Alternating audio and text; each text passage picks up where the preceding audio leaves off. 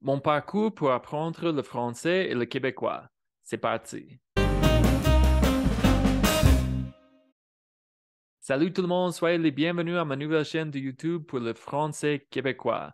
Si tu me connais pas, je suis Richard, je suis des États-Unis, je suis polyglotte, je parle le français, l'espagnol et le portugais. Et j'ai d'autres chaînes dédiées assez longues.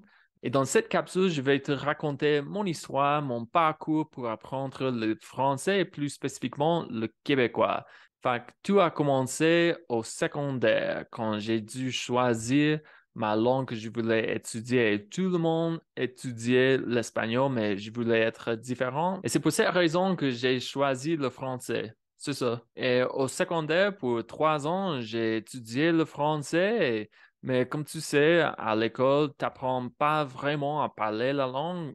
Bon, je pouvais comprendre la lecture, je connaissais bien la grammaire, mais je ne pouvais pas vraiment m'exprimer librement. Et ensuite, après avoir terminé le secondaire, je me suis déménagé en Amérique latine, au Guatemala, et j'ai appris l'espagnol. Et c'est ça quand je me suis rendu compte que j'aimais les langues étrangères. Je voulais continuer à étudier le français et l'espagnol. En fait, je pensais qu'avec mon espagnol, le français serait plus facile cette fois. Mais je me suis rendu compte que le français, c'est plus complexe.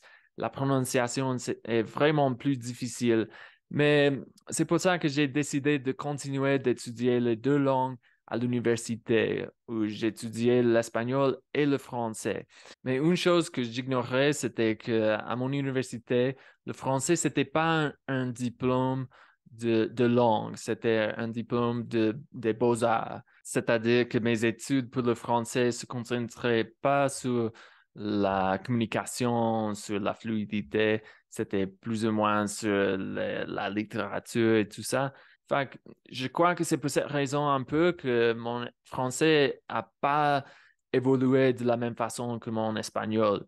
Je crois que c'est pour cette raison que j'ai reçu un B2 quand j'ai fait l'examen pour évaluer mon niveau avec le français, mais pour l'espagnol, j'ai reçu un C1 qui est presque le niveau le plus haut. Mais probablement, c'est parce que aussi, j'avais jamais habité dans un pays francophone, mais j'ai eu une seule opportunité pour habiter dans une situation dans l'immersion française. À mon université, il y avait un endroit où les étudiants qui étudiaient le français et quelques langues pouvaient habiter ensemble et pratiquer cette langue chez eux. Et aussi, il y avait des natifs qui habitaient là-bas. Et mon camarade de chambre était haïtien, il était de l'Haïti. Mais c'était un peu difficile pour moi de lui comprendre, mais aussi j'étais fiancé avec ma blonde à cette époque-là.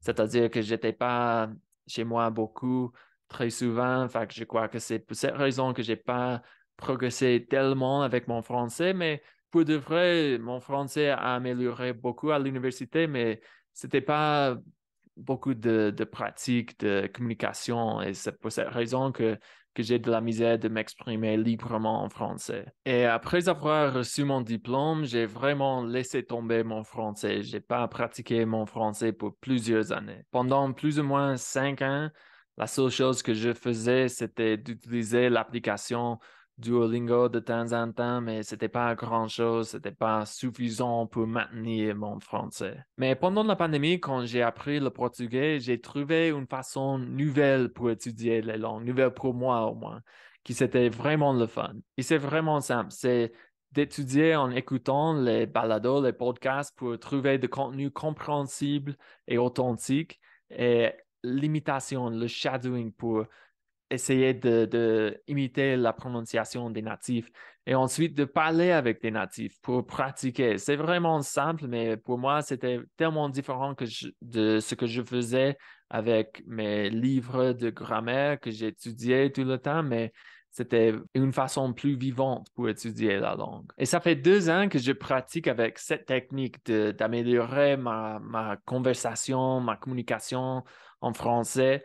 Et en même temps, j'ai décidé que je voulais changer mon accent, me concentrer sur le québécois, apprendre le québécois. Et j'ai déjà fait autre vidéo en parlant de pourquoi j'ai décidé d'apprendre le québécois. Et je vais laisser le lien ici, mais bref, c'est parce que mon ami très proche est québécois et je voulais toujours parler le québécois avec lui, mais aussi parce que j'avais perdu ma motivation avec le français standard. Je pensais que j'avais besoin de quelque chose de nouveau. Et c'est vraiment le fun, mais c'est vraiment difficile. Je ne savais pas les différences qui existaient entre le québécois et le français. Mais même avec les difficultés, avec ma motivation, après 2 ans, j'ai toujours de la motivation. Mais je dois expliquer que j'étudie le portugais la moitié de l'année. C'est-à-dire que j'étudie le français seulement 3 mois chaque année. C'est-à-dire qu'en totalité, pendant les 2 ans, j'ai étudié le français seulement 6 mois. Et c'est pas grand-chose, c'est pas vraiment beaucoup. C'est-à-dire que je sais qu'il y a plein de choses que je dois apprendre pour le québécois et le français en général, mais c'est vraiment un défi pour moi, mais j'ai ma motivation, j'ai ma nouvelle technique, ma nouvelle méthode.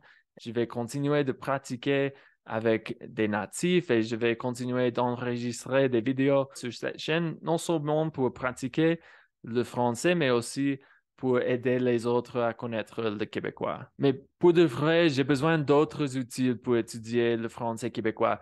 J'ai des applications québécoises, j'ai acheté des livres, je me suis inscrit dans un cours avec ma prof de français, 2 cours en fait.